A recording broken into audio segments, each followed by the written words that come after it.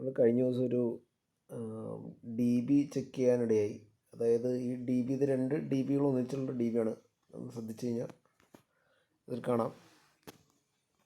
ഇതിൽ left side right side ഉണ്ട്. അപ്പോൾ ഇത് ആക്ച്വലി 2 UPSകളിൽ നിന്നുള്ള സപ്ലൈ ആണ് ഇതിൽ വന്നേക്കുന്നത്.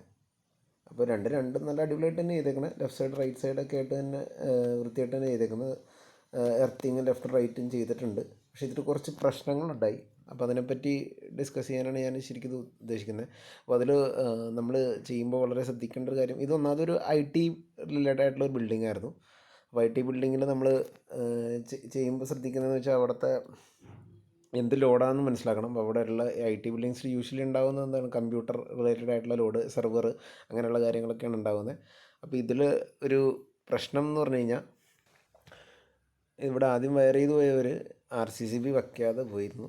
അപ്പോൾ RCCB നമ്മളത് കഴിഞ്ഞിട്ട് വച്ചപ്പോഴുള്ള പ്രശ്നം, അതായത് നമ്മുടെ നോർമൽ ഈ RCCB വെച്ചു. ഈ RCCB വച്ചപ്പോൾ എന്താണെന്ന് വെച്ച് കഴിഞ്ഞാൽ ഇത് കാണാം, 30 മില്ലി ആംപിയറിൻ്റെ RCCB ആണ്.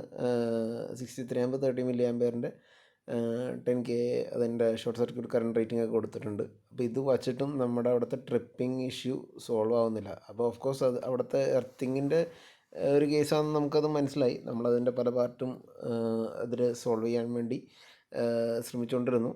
അതുകൂടാതെ നമ്മളെന്ത് ചെയ്തെന്ന് വെച്ച് കഴിഞ്ഞാൽ, അവിടെ RCCBയുടെ റേറ്റിംഗ് HPI റേറ്റിംഗ് ഉള്ള RCCB ഇവിടെ കാണാം. നമുക്ക് HPI റേറ്റിംഗ് ഉള്ള RCCB കൂടി നമ്മൾ കൊണ്ടുവച്ചു.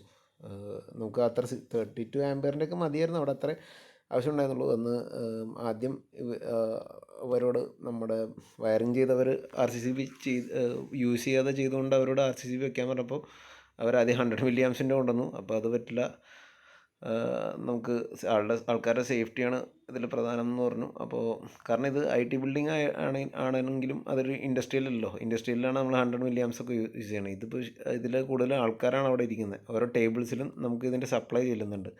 അപ്പോൾ അവിടെ 30 മില്ലി ആംസ് തന്നെ വേണമെന്ന് പറഞ്ഞു. അപ്പോൾ ഇവർ നോർമലി ഉള്ള സാധനം വെച്ചപ്പോൾ അവിടെ ട്രിപ്പിങ്ങിൻ്റെ ഇഷ്യൂ വന്നു.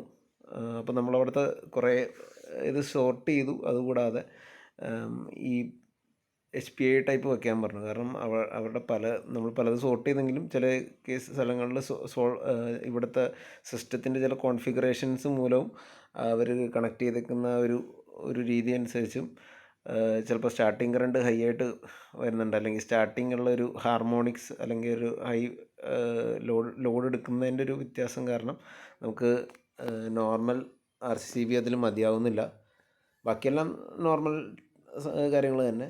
നമ്മൾ ഡ്രസ്സിങ് എല്ലാം അവരുടെ അത്യാവശ്യം നല്ല കുഴപ്പമില്ലായിട്ടുള്ള ഡ്രസ്സിങ്ങാണ് 2 സൈഡിലും. പക്ഷേ ഇതിൽ സംഭവിച്ചെന്താണെന്ന് വെച്ചാൽ ലെഫ്റ്റ് സൈഡ് റൈറ്റ് സൈഡിലുള്ള എർത്തിങ് തമ്മിൽ എന്തോ ഒരു ക്രോസായിട്ട് കണക്റ്റ് ആയതും പിന്നെ കുറച്ച് ന്യൂട്രൽ അങ്ങോട്ടും ഇങ്ങോട്ടും ക്രോസായി കണക്റ്റ് ആയതും വന്നു. നമ്മളതിൽ മെയിൻ പാർട്ടെന്ന് പറഞ്ഞാൽ ഈ RCCB HPI ടൈപ്പ് വയ്ക്കാൻ അതൊരു കാരണമായി. കാരണം എവിടെയെങ്കിലും ലീക്കേജ് ഉള്ളത് കണ്ടുപിടിക്കാൻ നമ്മൾ RCCB വെച്ചു. എന്നാൽ ഈ ഹൈ സ്റ്റാർട്ടിങ് അതിൻ്റെ ഒരു ഇഷ്യൂ ഉള്ളതുകൊണ്ട് നമ്മൾ HPI ടൈപ്പ് വെച്ചു. അപ്പോഴത്തേക്ക് ഓൾമോസ്റ്റ് എല്ലാം സോൾവ് ആയി. എന്നിരുന്നാലും അതിൻ്റെ ചില ഫൈനൽ ടച്ചപ്പിൻ്റെ ടൈമുകളിൽ എന്തൊക്കെയോ എർത്തിങ്ങിൻ്റെ എന്തൊക്കെയോ ഇഷ്യൂസ് വന്ന കാരണം അത് കുറച്ച് ടൈം അതിൻ്റെ അകത്ത് സ്പെൻഡായി കണ്ടുപിടിക്കാൻ വേണ്ടി. അപ്പോൾ നമ്മൾ ഇങ്ങനത്തെ IT ബിൽഡിങ്സൊക്കെ എസ്പെഷ്യലി ചെയ്യുമ്പോൾ നമ്മൾ ഈ ഒരു കാര്യം ശ്രദ്ധിക്കുന്നത്. ഇപ്പോൾ ഇതിലൊരു പ്രധാനമായിട്ട് പ്രശ്നം വരാൻ സാധ്യത വന്ന 2 കാരണങ്ങൾ മനസ്സിലായത്. ഒന്ന്, എർത്തിങ് പല ഇതായിട്ട് മിക്സായി. കാരണം നല്ല അടിപൊളിയായിട്ട് DB ചെയ്തിട്ടുണ്ടെങ്കിൽ ആ ലെഫ്റ്റ് സൈഡ് റൈറ്റ് സൈഡിൽ എന്തെങ്കിലും കാരണവശാൽ മിസ്സായി മീൻസ് 2 DBയും തമ്മിൽ മിക്സായി കഴിഞ്ഞാൽ, കാരണം ഒരു ഇൻവെർട്ടർ എന്ന് പറഞ്ഞാൽ 20 KV, ഒരു UPS എന്ന് പറഞ്ഞാൽ 20 KV, ഒരു 10 KV ആണ്. ഇത് പാരലും ചെയ്തിട്ടില്ല. അപ്പോൾ 2 സെപ്പറേറ്റ് സിസ്റ്റമായിട്ട് തന്നെ ആക്ട് ചെയ്യും. അപ്പോൾ സെപ്പറേറ്റ് സിസ്റ്റത്തിൻ്റെ അകത്തും പരസ്പരം വരിക, അല്ലെങ്കിൽ ന്യൂട്രൽ സെപ്പറേറ്റ് പോവാതെ എന്തെങ്കിലും മിക്സിങ് വരുമ്പോൾ ഈ ട്രിപ്പിംഗ് ഇഷ്യൂസ് വരും. അതുകൂടാതെ ആ സ്റ്റാർട്ടിങ്ങിൻ്റെ ഹാർമോണിക്സിൻ്റെ ഇഷ്യൂസും കൂടി ഇതിൻ്റെ അകത്തുണ്ട്. കാരണം ഇതിൽ ഈ ഒരു സ്ഥലത്തെ ഇതിപ്പോൾ ഒരു പ്രൈവറ്റ് ഒരു കമ്പനി ആയതുകൊണ്ട് അതിൻ്റെ സിസ്റ്റത്തിൻ്റെ കാര്യങ്ങളൊന്നും ഞാൻ കാണിക്കുന്നില്ല. എന്നിരുന്നാലും അവിടുത്തെ സിസ്റ്റംസും ഒരു പ്രത്യേക കോൺഫിഗറേഷനുള്ളതാണ്. അപ്പോൾ അതായത് നമ്മൾ നോർമലി 230 വാട്ട്സൊക്കെ അല്ലെങ്കിൽ 250 വാട്ട്സൊക്കെയാണ് നമ്മുടെ സിസ്റ്റംസിൻ്റെ കാൽക്കുലേഷന് വേണ്ടി യൂസ് ചെയ്യുന്നത്. അതിൻ്റെ വാട്ടേജ് യൂസ് ചെയ്യണമെങ്കിൽ ഇതിൻ്റെ അകത്ത് ഓൾമോസ്റ്റ് 900 to 1000 വാട്ട്സ് വരെ വരുന്ന രീതിയിലാണ് സിസ്റ്റംസ് വരുന്നത്. പ്ലസ് സെർവേഴ്സ് വേറെ വരുന്നുണ്ട്. അപ്പോൾ അങ്ങനെയുള്ള നമ്മൾ ആ ഒരു എന്ത് ഡിസൈൻ ചെയ്യുമ്പോൾ അതിൻ്റെ ഒരു സ്പെസിഫിക് ഇങ്ങനത്തെയൊക്കെ IT ബിൽഡിങ്സിലൊക്കെ ഇപ്പോഴത്തെ പുതിയ കൂടുതൽ ഗ്രാഫിക്സൊക്കെ വേണ്ട ടൈപ്പാണോ അതോ നോർമലി വർക്കിംഗ് ആയിട്ടുള്ള സിസ്റ്റമാണോ എന്നൊക്കെയുള്ള കാര്യം കൂടി നമ്മൾ ശ്രദ്ധിക്കേണ്ടത് അത്യാവശ്യമാണ്. അപ്പോൾ ഇവിടെ സംഭവിച്ചത് വർക്ക് ചെയ്തവർ ആദ്യം RCCB വെക്കാണ്ട് പോയത് അവർ ട്രിപ്പ് ആവാനുള്ള ഇഷ്യൂ മുന്നിട്ട് കണ്ടുകൊണ്ടായിരിക്കാം അവർ, പക്ഷേ അല്ലെങ്കിൽ അവർ വെച്ച് നോക്കിയപ്പോൾ ട്രിപ്പായി എന്ന് കണ്ടതുകൊണ്ടായിരിക്കാം.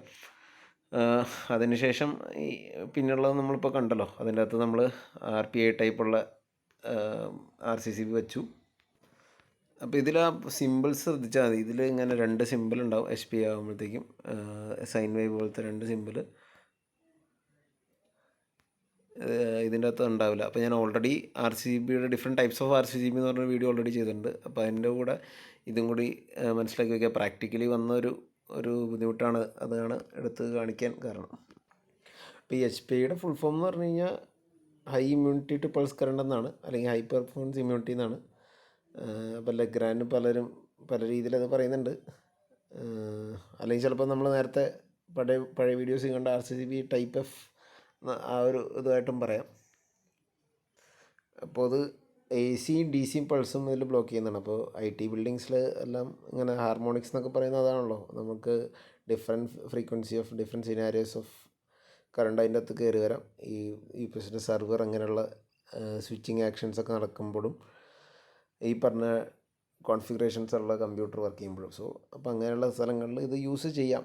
അപ്പോൾ സ്പെസിഫിക്കലി ചെക്ക് ചെയ്യുക. അങ്ങനെ ഇപ്പോൾ വേറെ ചില സ്ഥലങ്ങളിൽ ഇതില്ലാണ്ട് തന്നെ വർക്ക് ചെയ്യുന്നതുകൊണ്ട്, അപ്പോൾ അവിടുത്തെ അതിനെപ്പറ്റി നമ്മൾ ശ്രദ്ധിച്ചപ്പോൾ അവിടുത്തെ സിസ്റ്റം നോർമൽ ടൈപ്പ് സിസ്റ്റമാണ്, നമ്മുടെ ലാപ്ടോപ്പ് അങ്ങനെയുള്ള സാധാരണ ടൈപ്പ് സിസ്റ്റമാണ്. അതിൽ ഭയങ്കര ഹൈ കോൺഫിഗറേഷൻസ് ഒന്നും വേണ്ടി വരുന്നില്ല.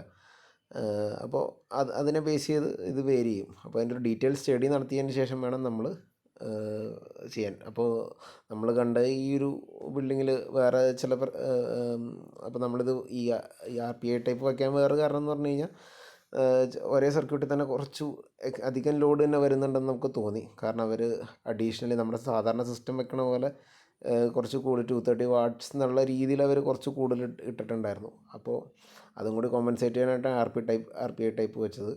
അപ്പോൾ ഇപ്പോൾ പ്രശ്നമില്ലാണ്ട് അത് ഓടുന്നുണ്ട്. ഓക്കെ, അപ്പോൾ ഇതൊരു ഇൻഫോർമേഷനായിട്ട് ഇരുന്നോട്ടെ എന്ന് വിചാരിച്ചിട്ടാണ് ഈ വീഡിയോ.